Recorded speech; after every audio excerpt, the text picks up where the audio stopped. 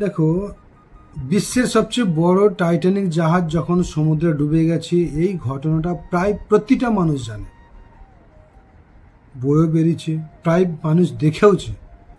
কিন্তু ওই জাহাজটা যখন ডুবে গেল, ডুবার আগের মুহূর্তে পর্যন্ত ক্যাপ্টেন কিন্তু সকলকে সাবধান করে দিয়েছিল, তোমরা প্রত্যেকে সেফটি জ্যাকেট পরে নাও, যে কোনো সময় বিপদ ঘটতে পারে। ঠিক তাই তো। সেই রকমই আমাদের দেশের বর্তমান লক্ষণ হচ্ছে, দেশের প্রধানমন্ত্রী সে নিজে ঘোষণা করছে, তোমরা টাকা পয়সা কম খরচা করো, যতটা পারবে কম খরচা করো। সেটা কিভাবে?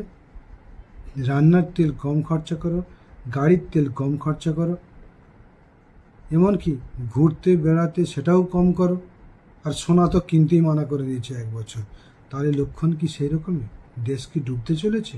বাকি বন্ধুরা জানিও।